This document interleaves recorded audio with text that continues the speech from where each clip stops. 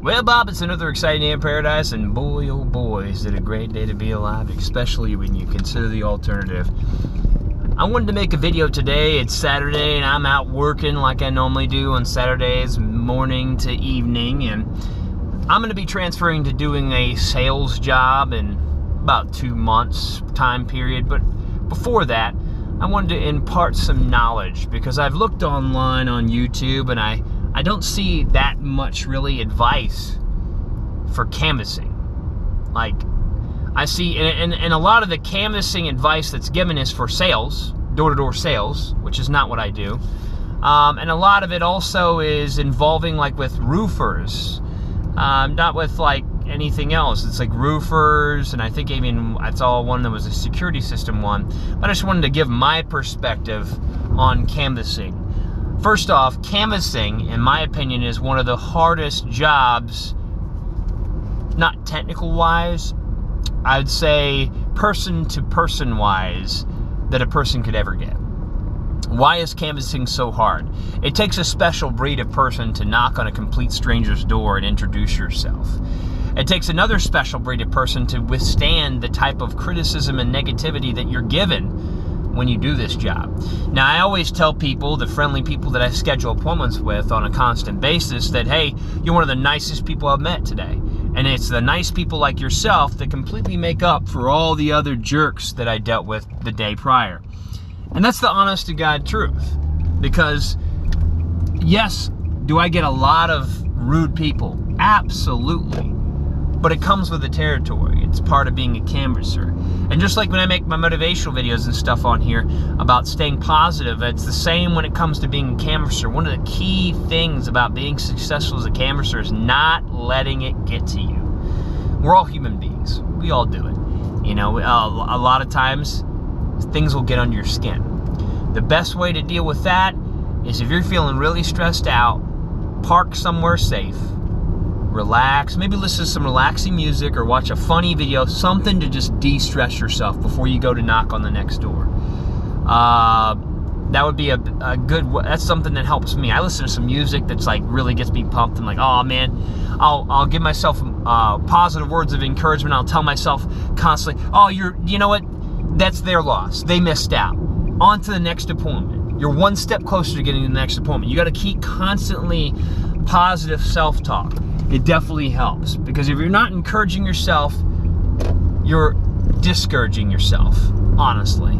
Because our minds think about so much on a constant basis, or we're constantly thinking about things. Even when we try to not think about things. Like when you, for example, a good example, and I hate to keep going on a tangent, but it has something to do with what I'm talking about. For example, last night I was doing a little meditation with my girlfriend, listening to a little 5-minute meditation thing on YouTube to help concentrate. When you're doing this meditation, you have to breathe slowly, breathe in and out, and think about nothing. You know how hard it is to think about nothing? It's actually really hard. When I was laying there in the darkness, breathing heavily, I was actually thinking about so many other things. What's going to go on the next day? What game? Oh, I got my Dance Dance Revolution pad. I'm going to start working out by doing Dance Dance Revolution. All these things are going through my head, and it's telling me, think about nothing. So that being said, if you're not giving yourself constant positive self-talk, and you're not pumping yourself up or saying, hey, you know what, the next door is an appointment, you're going to discourage yourself. You're naturally going to be questioning your abilities.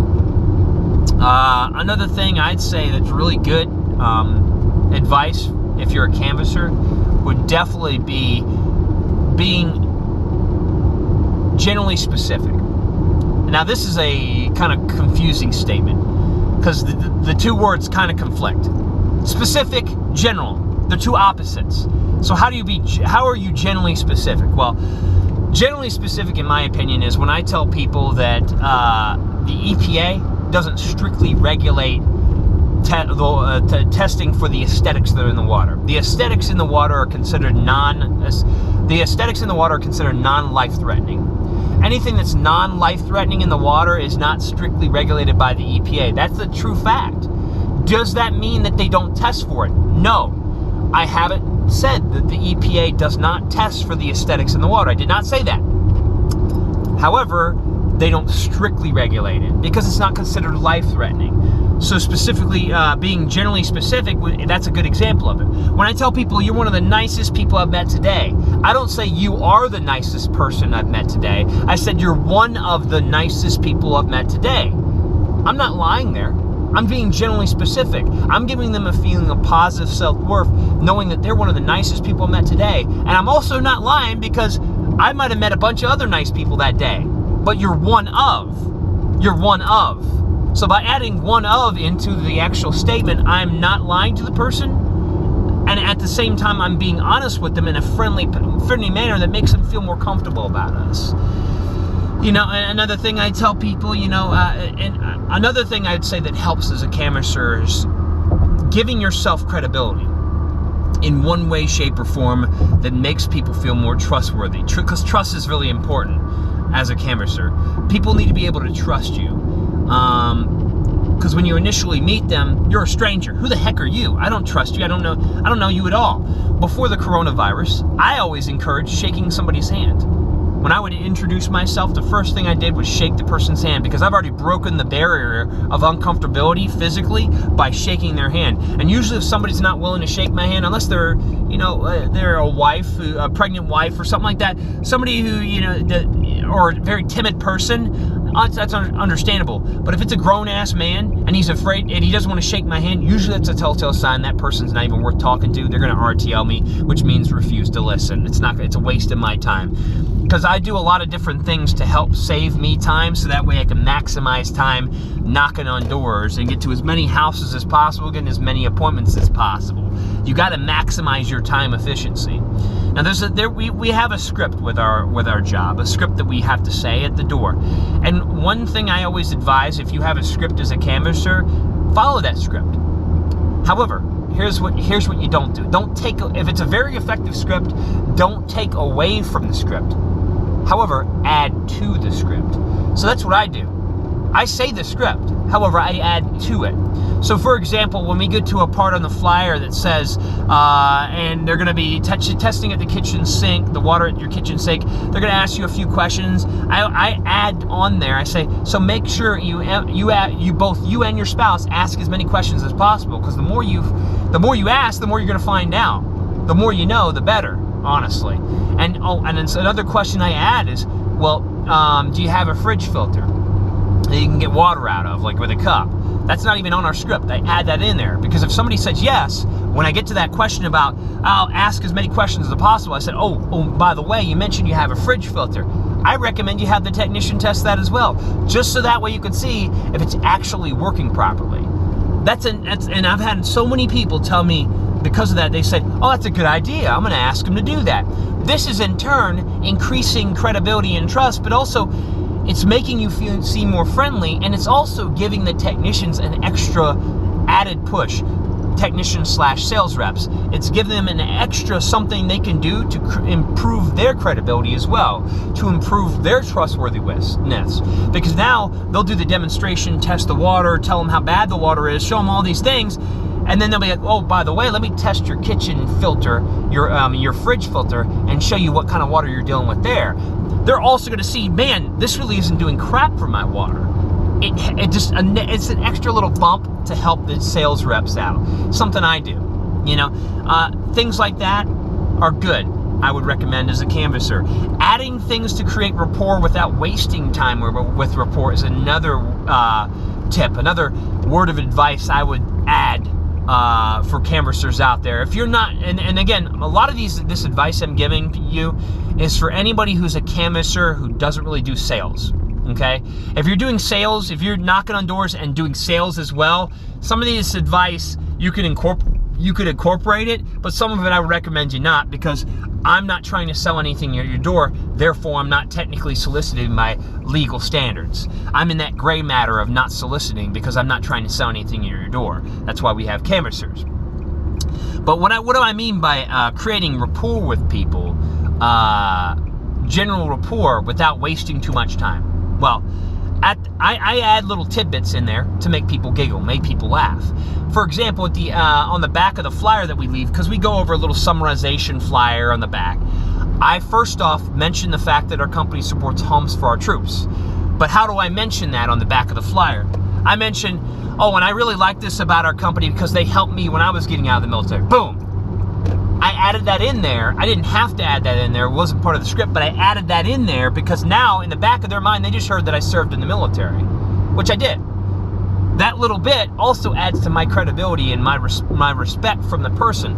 I've had a lot of people say, thank you for your service. But by adding that in there, I'm now more trustworthy. They'll appreciate it more. I've actually had people that were a little bit resistant until I mentioned that, and then they turn their frown upside down. They're like, oh man, this guy served in the military. What branch did you serve in? What was your MOS? Things like that. Boom, I just changed that person's personality by just mentioning something like that. Another thing I add in the back of the flyer, we got a part where we say, please make sure your spouse is also there for the test. And I add, contrary to popular belief from most of the wives I talk to, husbands' opinions do matter. That's a little chuckle I get. I usually get a laugh, a chuckle, a smile out of most people who have a sense of humor, either from the husband or the wife. Sometimes I'll get a husband who says, yeah, you haven't obviously met my wife. And I say, well, on paper they matter at least. And I'll just chuckle along and continue with the flyer. By adding that little tidbit in there, I've also created a little bit of positive rapport, but not by wasting too much time. Now, building rapport isn't a waste of time, don't get me wrong. I'm not saying it is. However, these little tidbits that I add into my script don't waste too much time, but also increase my trustworthiness and my credibility to a stranger at the door by adding that. Other than that, I mean, when you knock on a person's door, you got to be expecting anything at the door. And the worst thing you can do is get offended. The worst thing you can do is try and argue back with somebody. That's the worst thing you could possibly do. Don't ever do that. You're in a losing battle. You're at somebody else's door. You're at their home. No matter how rude or mean they are. I've actually had a lady who told me, why don't you get a real job? And I, unfortunately, because I was a new canvasser at the time, I said, this is a real job. I pay for my daughters. I pay for my daughters' food and their clothes. I support my daughters with this job. I got offended. And that's how I learn. Some of the best learned lessons you learn the hard way. And when I learned that the hard way, I got a scolding. When I went back to the office later on that night, I found out the lady had complained about me, and I actually got talked to about that. But again, you learn these lessons and you become a better canvasser or a better sales rep or whatever you're doing in life. You'll become better at it by learning these lessons. But that's one thing I definitely learned is don't cop an attitude with nobody. You keep a smile on your face, you stay professional, and when you get back in your car and you get your windows up and nobody can hear you, if you feel the need, you can go ahead and holler and or listen to something, music real quick. Get it out. Get all the anger out. Get all the negativity out because you don't need it in your life. It's not helping you in any way, shape, or form. But definitely don't get offended. Just think about it this way. If you have enough passion and you really care about the product that you're promoting enough, it's going to sell itself. But not only that, you're going to feel more credible to people with the things you talk about.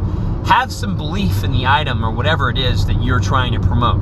As a canvasser, you're trying to generate leads for a sales rep to get sales off your leads. You're trying to create the best leads possible for that sales rep. Don't waste a sales rep time by creating leads that aren't worth a damn. You know, if you're talking to somebody who doesn't understand English properly and you're trying to set a lead with that person, unless you understand the language they're speaking, your best bet is to just leave them a flyer or whatever your promotion material is and go on your merry way. Because you're creating a lead. If you don't have a sales rep that can speak the language of the person who's having trouble speaking English, you're going to have an issue. The same goes with elderly people. If you're trying to set an appointment with somebody who's elderly and they're to the point where they might not be able to make they might not make decisions for themselves, and they don't have an adult son or daughter that lives with them, your best bet is to leave promotional material and be on your way. Don't waste time with people like that. And the same goes with people who already have whatever you're trying to promote, or people who are renters. If you're doing, like for me, I'm trying to create leads for water treatment sales. So if the person I'm talking to already has a water treatment system, obviously I don't want to waste my time with them. So one thing I've added to my canvassing script is in the very beginning I say we're collecting water samples to test for all the new homeowners in the community who don't treat their water. I emphasize don't treat their water. Now granted, some people don't catch that, but a lot of people do. And the people that who do have water treatment say, well, I do treat my water. I have a water softener. Oh, well, you just saved me some time. I appreciate it. And that's another thing, and I hate to ramble on. This has been like 15 minutes. But this is really important things, I think, that aren't really being put out there for anybody who's a canvasser. Is another good thing is I try to encourage even people who RTL me, I try to leave them with a positive impression of me. So if somebody says, oh, I already treat my water, I say, oh, well, thank goodness, you actually saved me a lot of time. I'm going to make sure to update or listen. You have a fantastic day. Now that I've said, thank goodness you've helped me, save me a lot of time, they feel like they've helped me with something. I've left them with a good impression of our company. Even if they don't get a system from us, even if they don't get a water test from us, maybe somewhere down the line, they'll be thinking about water treatment, and they'll be like, you know what, that one guy who worked for that company, UDI, man, he was really nice. I want to look into seeing if I can get a water treatment system from his company. Things like that leave people with a good impression. But now that I've done rambling for 16 minutes, geez.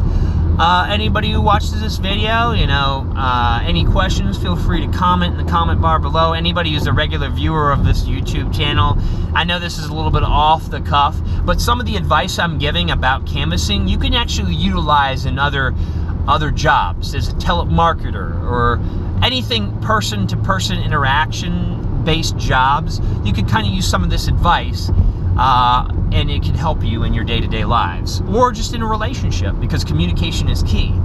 But also, remember, you're unstoppable. Nobody can stop you but yourself. And y'all have a fantastic weekend. Back to you in the studio, Bob.